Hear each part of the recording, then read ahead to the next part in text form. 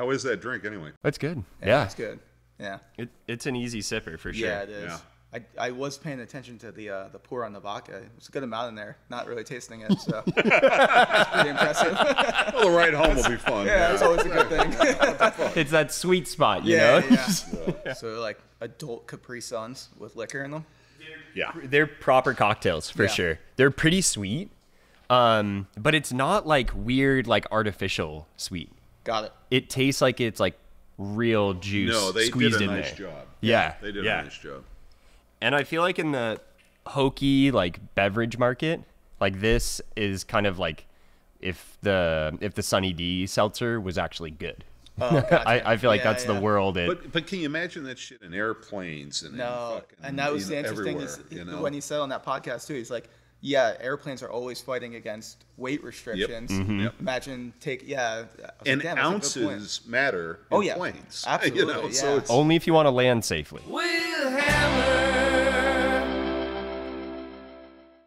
Hey y'all, this episode is brought to you by High Times Wine Cellar in Costa Mesa. My absolute favorite place That to place get is so stocked cool. up. It's so cool. It's so much fun. They have everything. Yeah. Everything. Yeah. Niche liquors, a crazy selection of beer alternatives, and a mental wine cellar. So go see what we're all raving about. Check out High Times Cellars. Welcome back to Happening Now with Hammer. I'm Cousin Adam, coming to you live from Newport Beach, where we're joined today by a self-proclaimed country club kid. It's Hammer. Also joining us in the studio is an entrepreneur that we are particularly proud to have here, a guy who sees green for miles. It's Joe from Palm Golf Co. Hey guys, thank you for having me. Thanks for making the drive out, Joe. And boy, do we all need a little bit of refreshment after yesterday's fun. So that's what we're talking today, everybody. We're talking the best cocktails for the golf course. And Joe and I are enjoying one of my personal favorites at the moment, the John Daly. I'm the entitled country club kid, so I'm just going to have my beer. See, the country club kid gets whatever he wants. And then those of us working the caddy shack have to reach for the swill. Hey, okay, but let me ask you a question. How many of you cats here have had a hole-in-one? Not I. Dude, I'm not even that good at putt-putt. No way. Okay, now, I've been playing golf since I was 4, all right? I grew up a country club kid. Plastic clubs don't count. They do count. I think the play school ones, we got to scrap that. They absolutely count. But 9 hole-in-ones I have seen. I have never had one. Wow. But I've seen personally 9.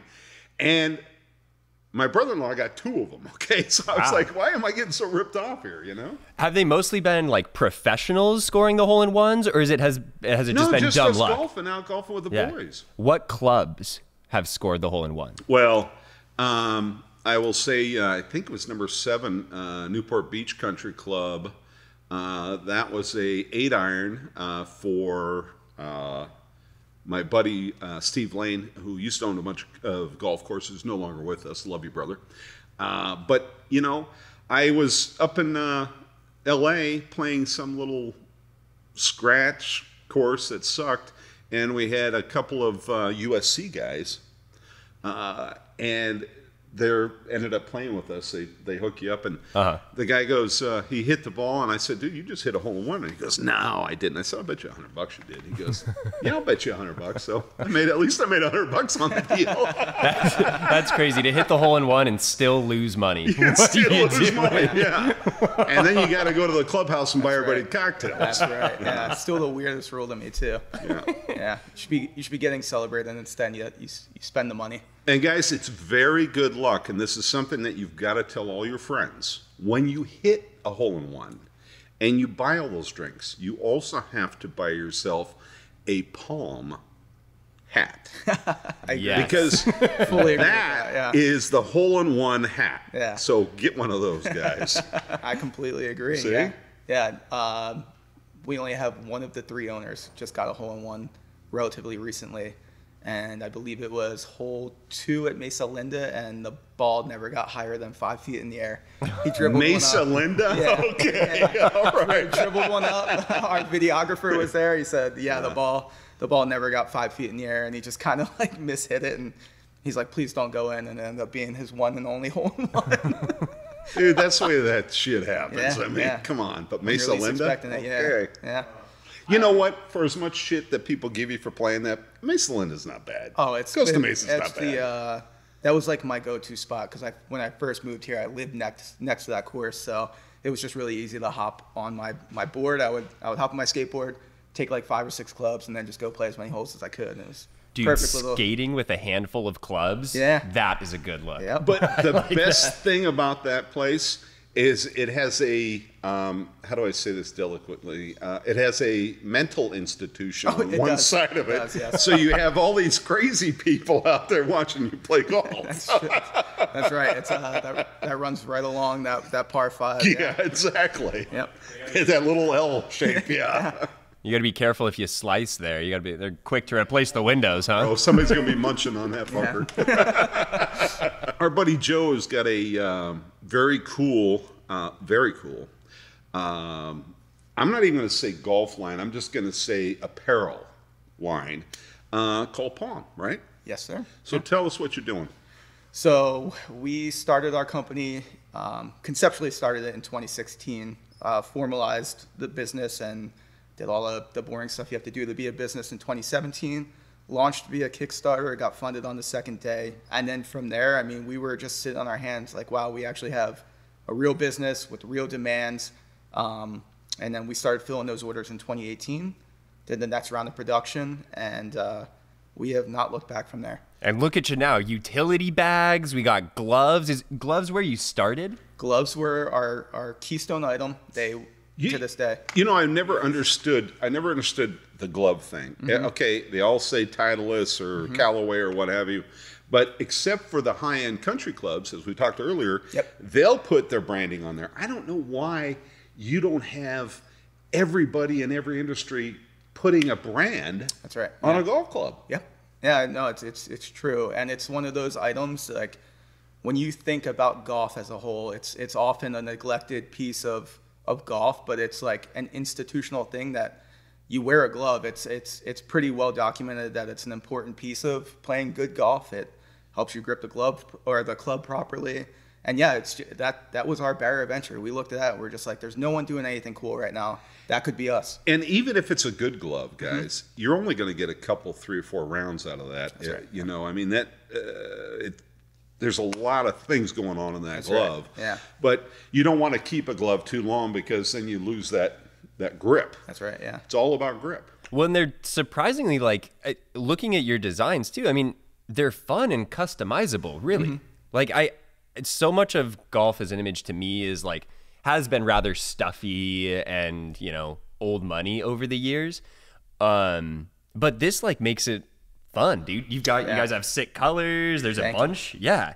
You know what? There's a number of things that are changing golf right now. Live and waste management. You guys are the best, man. You are making golf fun. Yeah, I agree. Right? I agree. Yeah. Yeah. And so the young people will enjoy it. I fully agree with that, and that goes like, yeah, you're kind of leaning into it already. Everybody's playing golf now. I mean, it's the most widely joined industry for. I'm a nerd, so I read the Graphis reports, and you're talking about millions of new players annually. Whether that be, hey, I'm just going to go to a Topgolf and hit some balls casually. They're my favorite. Yeah. They're my absolute favorite. Yeah. I can sit in a jacuzzi with chicks in bikinis and have cocktails and hit some golf balls. Yeah. I'm cool as hell with that. Yeah. There's nothing wrong with that. No. No, it's definitely a vastly growing thing. And, like our whole message was you can have a high quality glove and no sacrifice to the durability, the things that make a good glove. Like we can do that, but then we could just make it look a hell of a lot cooler. And that was our whole messaging coming out of the gates. And so far it's worked out. I'm one of those guys that get a lot of shit because I wear 2 gloves. Yeah. Okay. You're a favorite kind of customer. Though. Yeah, exactly. So I'm ambidextrous. But I wear 2 gloves when I play. Yeah. And I mean, I just prefer that. And I got to tell you guys something. Your game is so much better when you don't have that slip. Yeah, for sure. But I like it. I mean, it's part of your your game. And if you you get a good looking club and a glove and clothes. I mean, that's look good, feel good, play good. right. They say That's it, man. Yeah. I mean, Caddyshack, you can only do that so often. That's really the only world I know. Yeah. How about you ever played like the 3 club courses, Ham? Oh, absolutely. That seems like a fun, like approachable way for a lot of people to get into the sport. Yep. Yeah. You know what? I would tell everybody, go check out Topgolf. Get yourself a palm glove, okay, and hat, and shirt, and hit Topgolf. Listen, see if you like it. You'll love it. You'll have so much fun.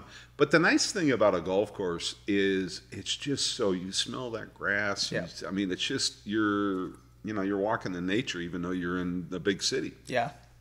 It was oh man, I hate talking about COVID, but man, it was like that was the form of escapism for me during that, man. I mean, for a lot of people, golf really, really blew up during that time. It, like you were saying, it's just like perfect activity to do outside. Never hurts to have a couple John Daly's or whatever your choice is while you're doing it. But yeah, it's the perfect, like, hey, I feel like I'm doing something without doing too much too. I thought they changed the name from COVID to government fucking takeover. I mean, isn't that the way it went? What the hell? No, but you're right. I mean, everybody got the hell out there, and that's the best place to be. I agree. Don't wear a mask on the golf course. Believe me, I'm the first guy going to hit a ball at you. Okay, you wearing a mask on a golf course there, Adam? No, the mask would interfere with my cocktail, so Exactly. that's a big no-go for me. Yeah. So, guys, it's really important to look good and feel good, and not only that, their clothing and their garments are they're really they're you can breathe. You can. I mean, you're gonna love it. Yeah. Okay? Really Fabrics have come such a long way. I feel like, Yeah, particularly for activewear. Yeah. Yeah, You're not thank sweating. It breathes. Yeah. Thank And you guys do a great selection too. I mean, Appreciate that. There's got to be so much out there to even just sift through and talk to vendors and manufacturers and even. I mean, when you're looking at swatches, trying to imagine how's this going to become shorts. Yeah, it's really cool. I mean, obviously, being that there's 3 of us that are here in California working on the business on a regular basis, I touch a lot of the components of what we do, but I will say the production side of things, I don't see it until we're at the point of it's more further along the line. Like, I'm not doing the testing the fabrics. That's largely Dustin and Justin. But Sure. Once you get to that point and you're seeing like our shorts, for instance, water literally spills off of it, which is crazy. And it's cool to see it actually come to fruition like that, because we talk conceptually about what we want to do, and then to execute and then actually get it to that point, it's another thing. And yeah, we really have picked up on the quality of that stuff too. So Dude, thanks I mean, those shorts have got to be popular in Scotland if they ever get to wear shorts. Yeah, right. No, but think about it, Adam. You and I are both surfers. We're both water people. I mean, I have to have a pair of shorts that I can do everything in. Very true. So it's you like that. So if the water flows off that, I mean, that's perfect. Yeah. I like having, especially for surfing or any of like activities that I have, I like having my dedicated stuff for that, because Right. I'm probably going to use and abuse it. And if I'm doing that and like the things I try and, look nice enough to go to dinner with my lady in, it's kind of going to get blasted. So having like my dedicated pieces like that for like gearing up, being like, okay, I know I'm going to go have a good time in this. Yeah, I think that's just like a nice mental way for me to get prepped for those activities. Yeah, but I think their products, you can do both. Oh, yeah. Yeah. That's the whole thing. I mean, you don't have to have 10 different types of shorts. Yeah. You can have one palm, and you can go out and have a great time, or you can be active in them. Yeah. So- Yeah. That was the whole thing too. It's like, we are very much a golf brand. We embrace that we're a golf brand, but we also really, really trying to incorporate this Southern California look and feel to the product, but then everything be multi-use. And we really preach like this on and off course ability with everything.